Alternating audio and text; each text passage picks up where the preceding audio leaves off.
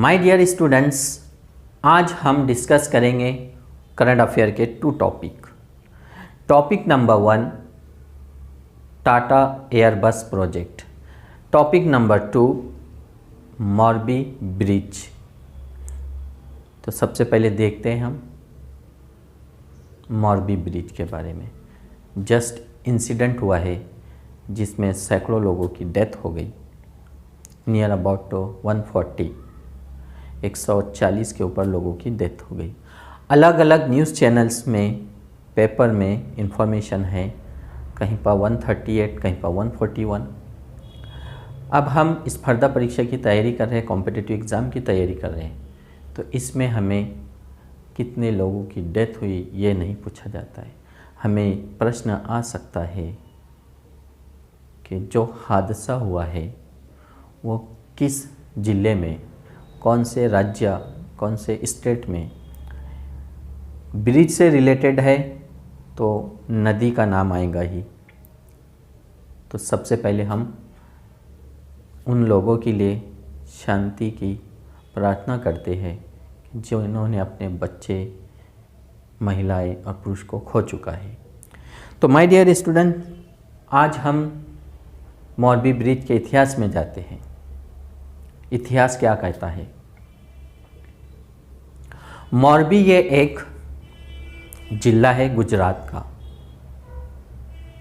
और इस गुजरात के मोरबी जिले के राजा, जिसका नाम वाघजी ठाकुर, जो 1922 तक अपनी सरकार चलाई, और इन्होंने उनके कार्यकाल में, वैसे ये जो प्रोजेक्ट था मोरबी ब्रिज, ये ब्रिटिश ने बनाया था।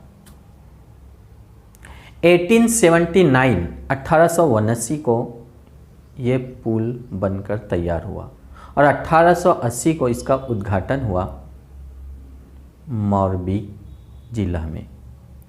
और जिस नदी के ऊपर ये पुल बना, उस नदी का नाम है मच्छू नदी, जिसको हम मच्छू रिवर भी कहते हैं इन इंग्लिश।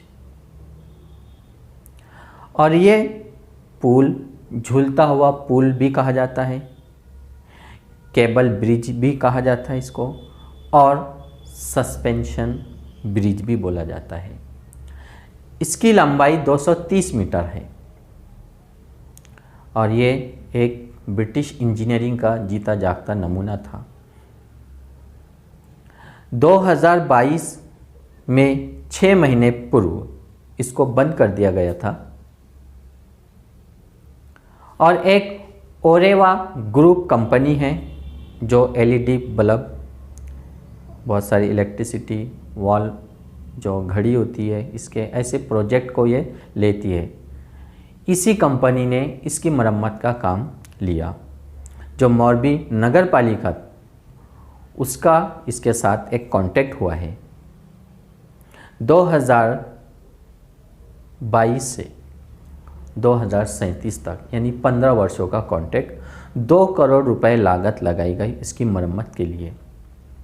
और 25 अक्टूबर 2022 को आम जनता के लिए, सबके लिए खोला गया। लेकिन इस ब्रिज की जो क्षमता थी वो 100 की, लेकिन इस ब्रिज पर 400 से 500 लोग कैसे चले गए? इसका जिम्मेदार कौन? तो हमें उसमें नहीं जाना है। इसका जिम्मेदार कौन? आरोप प्रत्यारोप जो पोजीशन में सरकार है, जो अपोजिशन में, इनका चलते रहते हैं। वी आर एस्पायरेंट्स, हम विद्यार्थी स्टूडेंट्स हैं, हमें प्रश्न का आंसर चाहिए। तो उससे रिलेटेड प्रश्न कैसे आएंगे?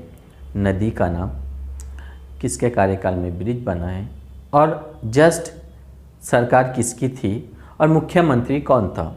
भूपेंद्र पटेल, ये मुख्यमंत्री है वहाँ के। और इस तरह 30 तारीख को, रविवार के दिन, ये हादसा हुआ है। सब लोग गए, और टूरिस्ट पॉइंट के तौर पर ये बहुत फेमस है मोरबी ब्रिज। और अचानक उसकी जो केबल थी वो टूट गए।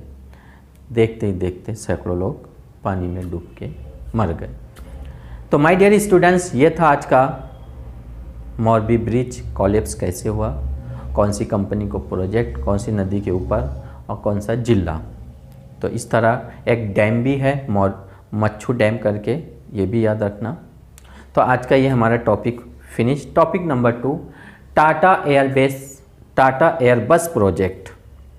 This is very important. इसके ऊपर भी बहुत सारी पॉलिटिक्स हुई है। देखिए, पॉलिटिक्स होते रहती है, हर किसी को अपनी कुर्सी का खतरा रहता है। ना हिंदू खतरे में है, ना मुस्लिम खतरे में है, कुर्सी खतरे में होती है।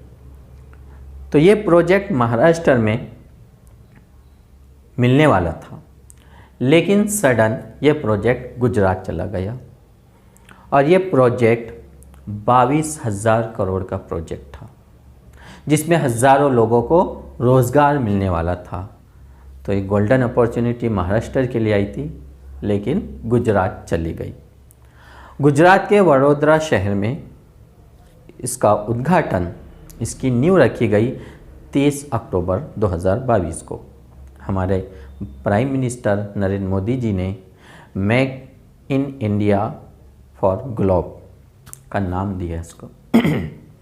और इस प्रोजेक्ट के ज़रिए C-295 एयरक्राफ्ट बनाए जाएंगे। ये टाटा एयरबस प्रोजेक्ट महत्वपूर्ण क्यों है? सबसे पहले ये प्रोजेक्ट भारत में आया, किसी यूरोप देश से भारत में आया। दूसरा ये है कि भारत में पहली बार एयरक्राफ्ट बनाया जाएगा, जिससे हमें अनुभव मिलेगा और मिलिट्री आर्म फोर्सेस के लिए जो भी हमें एयरक्राफ्ट विमान की ज़रूरत होती है, वो काम ये करेंगे। इससे हमारे भारत में रोज़गार मिलेगा और स्पेस सेक्टर को बढ़ावा मिलेगा। इसके अलावा सिविलियन पर्पस के लिए भी हम इसको इस्तेमाल कर सकते हैं। सबसे इम्पोर्टेंट, टाटा एयरबस प्रोजेक्ट में जो भी एयरक्राफ्ट बनेंगे उसमें 96% स्वदेशी पुर्जे का इस्तेमाल होगा, नॉट विदेशी। टाटा जो स्पेस डिफेंस एंड स्पेस, इनका एग्रीमेंट हुआ है कि सितंबर 2023 से 2025 के बीच में जो 16 एयरक्राफ्ट है C-295, ये स्पेन में तैयार होंगे और उसके बाद जो 40 C-295 एयरक्राफ्ट है वो भारत में वडोदरा शहर में तैयार होंगे। और इन एयरक्राफ्ट से जो टेक्नोलॉजी, रोज़गार, इसमें बहुत कुछ हमें मिलेगा। हमारी जीडीपी बढ़ेगी, हमारा डेवलपमेंट होगा, इसलिए ये बहुत महत्वपूर्ण है।